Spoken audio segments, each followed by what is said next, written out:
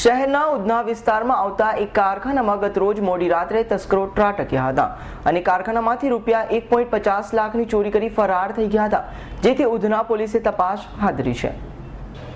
શહેરના હીરા ઉદ્યોગમાં એક તરફ મંદીનો માર છવાયો છે, જેના કારણે હાલમાં રત્ન કલાકારોની હાલત દિવસે ને દિવસે કફોડી બનતી જાય છે।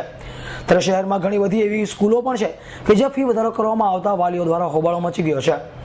આજે પણ કતારગામ વિસ્તારમાં કતારગામ સિંગણપોર 4 રસ્તા પાસે આવેલ નીલકંઠ વિદ્યાલયમાં 20% ફી વધારો કરવામાં આવ્યો હતો, જેના કારણે આખરે વાલીઓ રોષે ભરાયા હતા।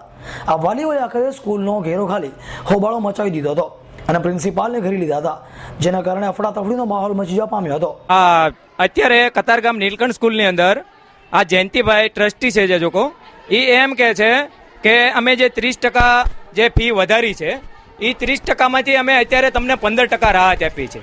અત્યારે અમારું કહેવું એમ છે કે ખાલી હીરામાં નહીં, દરેક ધંધાની અંદર ટોટલ મંદી ચાલી રહી છે, તો આ વધારો છે પહેલા પ્રથમમાં તો 30% વધારો જ ન હોવો જોઈએ।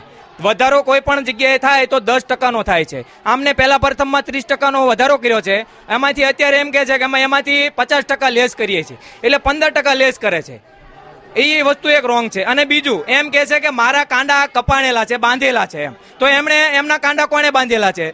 તો એમનું કહેવાનું એમ છે કે અમારું પહેલા એમ કહેતા હતા કે એસોસિએશન ચાલે છે। એસોસિએશન કોઈ જાતનું છે નહીં, ખાલી એક મંડળ છે, આપણું ગામનું કે તાલુકાનું મંડળ ચાલતું હોય એમાં જે નિર્ણયો લેવાય એવું મંડળ છે। એ મંડળે એમને કીધેલું છે તમે અત્યારે ફી ન ઘટાડતા, એટલે એ ઘટાડતા નથી, બરાબર। અને બીજું કે સ્કૂલની અંદર આ એ પ્રવેશ ફી એકવાર બાળક માનો પહેલા ધોરણની અંદર પ્રવેશ લીધો તો એને વારંવાર દાખલ ફી ભરવાની ન હોય। 12મા ધોરણ સુધીમાં 3 વાર દાખલ ફી લે છે, 4 વાર, બરાબર છે। એ વસ્તુ રોંગ છે એક।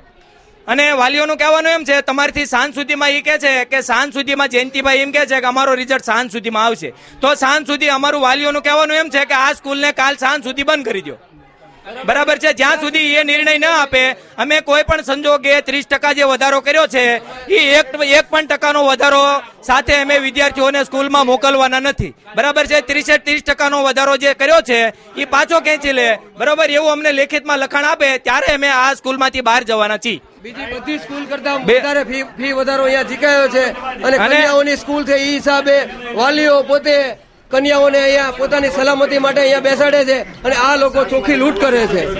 30% વધારો અને હાલો એવું લોકો એ જયંતિભાઈ આ કતારગામના વ્યક્તિઓ એમ કહેવા માંગે, સ્કૂલ વાળા એમ કહેવા માંગે છે કે અમારું એસોસિએશન છે, એસોસિએશન કોઈ જાતનું છે નહીં। જો એસોસિએશન હોય તો દાઢીની દુકાનમાં હોય તો દાઢીના 30 રૂપિયા હોય, તો અહીંયા આવડાને કોઈ જગ્યાએ 2500 રૂપિયા કોઈ ફી છે પહેલા 4થા ધોરણની, કોઈ જગ્યાએ 2000 છે, કોઈ જગ્યાએ 1800 છે, 1700 છે, એવું કેમ છે? જો એસોસિએશન હોય તો દરેક સ્કૂલની અંદર ફી હરખી હોવી જોઈએ। આ એક પ્રકારનું એમનું ડોળ છે એસોસિએશનના નામનું। એસોસિએશન બિલકુલ ખોટી વાત છે, એસોસિએશન કોઈ પ્રકારનું છે નહીં અને વાતમાં એસોસિએશન છે એમ કરી અને એસોસિએશને મારા કાંડા બાંધી રાખ્યા છે, એવું જયંતિભાઈ પ્રમુખ છે અત્યારે જે પ્રિન્સિપાલ છે એ કહેવા માંગે છે।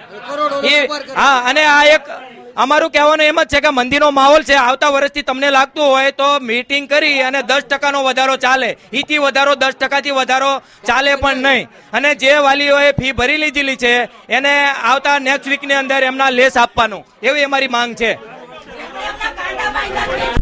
એ વિદ્યાર્થીને પ્રવેશ ફી બીજામાં ભરવી પડે છે અને 8મામાં ભરવી પડે અને 10મામાં પણ ભરવી પડે પ્રવેશ ફી। 10મામાં ને પ્રવેશ ફી 3000 રૂપિયા લીધી છે। આ સ્કૂલ એક જાતનો ધંધો કરી અને ગેરમાર્ગે દોરે છે। હજી અમને સરે કઈ પાણીનો ભાવ નથી પૂછ્યો અને નથી કઈ નિર્ણય લેતા। જો નિર્ણય નહીં લેવામાં આવે તો આ સ્કૂલમાં કડક કાયદા વાલી લે, પછી કોઈ જવાબદારી અમારી થશે નહીં। અને અમે 2 વાગ્યાના અહીંયા આવીને ઉભા, સર હું કે 5 મિનિટમાં કહું, 10 મિનિટમાં કહું, 2 મિનિટમાં કહું, કલાકમાં કહું, તો ઘડિયા ને ઘડિયા સર ફરે કે સર નો કહેવાય। સર હોય ને એ તો બાળકનો ગુરુ કહેવાય અને ગુરુના નામ ઉપર ધબાસે। આ ગર્લ્સ સ્કૂલ છે, કઈ જેન્ટ્સ સ્કૂલ નથી કે સર લોકો આવું બાના કાઢે।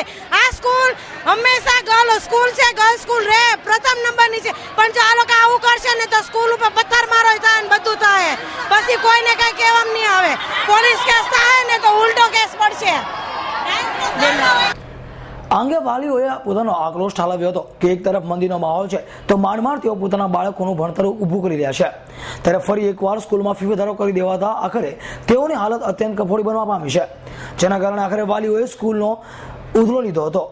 Bureau report S9 news, Surat.